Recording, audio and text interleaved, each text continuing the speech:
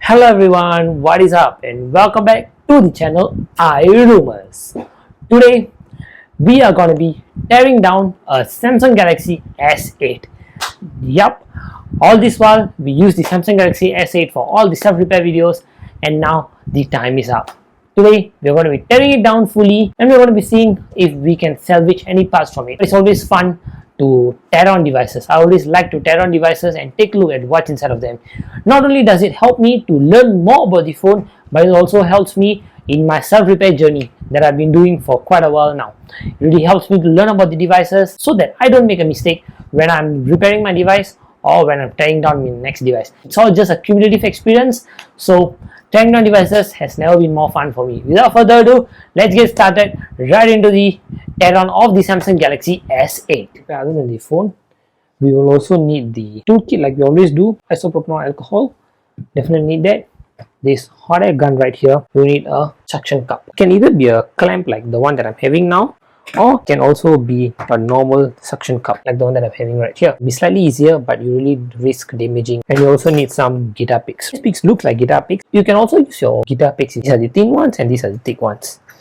I think I recognize them from my old repairs. So these are the things that we need. And now the first step is to heat up the back plate. That's what we're going to do now.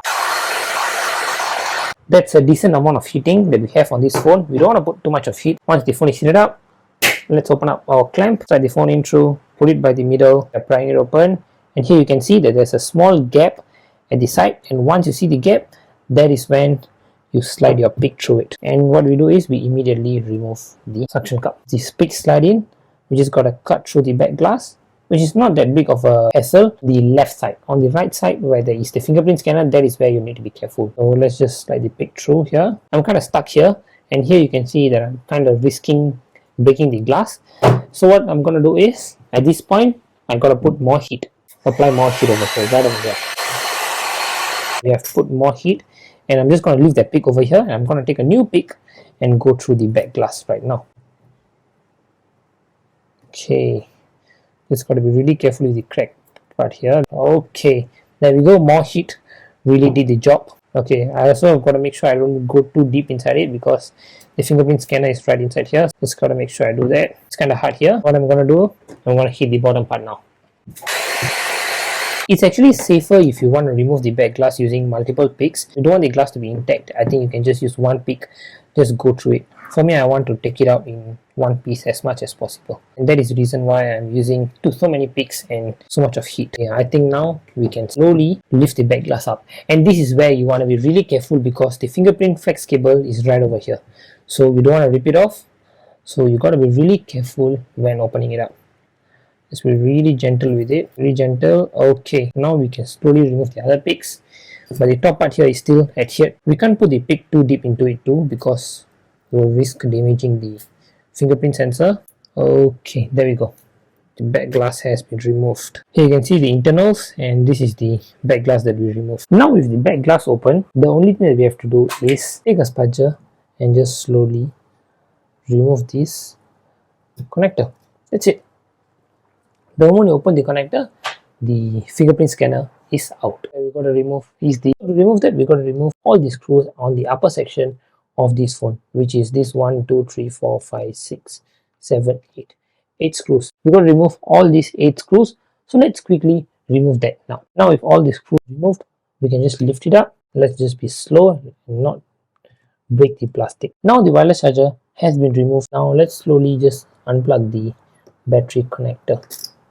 Okay, battery connector unplugged. Once the battery has been disconnected, we can now move on to open this black color plastic over here. Slowly remove all the screws, but not to worry, like in all Samsung repairs, the screws are of the same size. The black color plastic door opened. All we got to do is just disconnect the screen. Now if that disconnected, let's just flip the phone around. That is when our hot air gun comes to work. Let's move the alcohol away because it's flammable. Now what we're going to do is just heat up the display. I guess that's a decent amount of heating. I don't really like to use this screen remover, but for now this is the only one that we can use. Okay, there we go. We managed to get access into the screen. What we're going to do is we're just going to heat up and we're just going to work our way through the display. It's really cracked very badly. This was much easier than I thought. I managed to separate the display from the frame without much of hassle, and that is definitely thanks to it being cracked. Okay, there we go.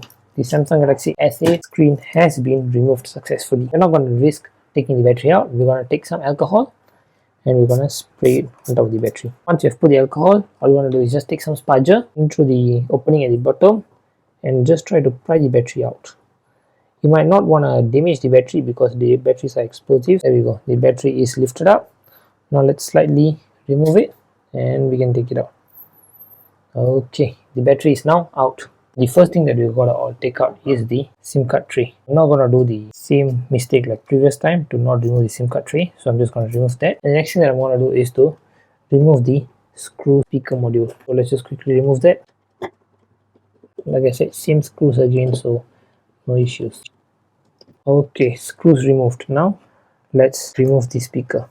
There we go. It's kind of hard, but speaker module removed. Let's put that to one side. And the next thing I want to do is again remove all the visible screws that we have. So let's just remove this 1, 2, 3, 4, 5, 6 screws.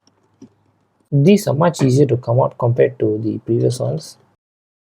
Now that we've got all the screws at the bottom removed, let's just quickly unplug these small wires that I have over there. I'm just going to use these scissors to just lift it up. Now let me just remove them. Okay, these two wires removed. Just remove the headphone jack. So there we go, headphone jack removed. And the next thing is to remove the logic board. Straight out. As you can see here, there's a small connector. Okay, just release the connector and the logic board is out. Okay, here we go, logic board is now disconnected. The ambient light sensor and the front facing camera just came out together with the motherboard. Let's just unplug them, and now let's unplug the rear camera. Rear camera unplugged. This is the logic board for the Samsung Galaxy S8. One more thing to do, and that is to remove the charging port. And there we go, that's it, we've removed that too. That is the teardown of the Samsung Galaxy S8.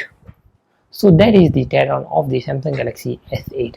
I would say one of the hardest and time consuming parts in this teardown is the removal of the back glass and the removal of the screen. Other than that, no other difficult parts to remove. Everything else was just screws and just unplugging of the ribbon cables. Things were just a breeze. Even the screws that I had to take out for the headphone jack and the charging port connector were just so easy to remove. Another thing that I love about Samsung phones is the entire phone just uses one set of screws. I really love about that. Just one screwdriver all the way throughout the repair. If you like what you saw, if you like these kind of teardowns, these kind of self-repair videos that I'm doing, I really would appreciate a thumbs up to this video and subscribe to this channel, which will really motivate me to do more videos for all of you to watch. And the response that you guys give me for the videos are the ones that tell me which kind of videos you guys like. So your responses really do matter a lot to me, and I really hope that you all can give that. Thank you so much for watching, and I'll catch all of you in the next one. Bye bye.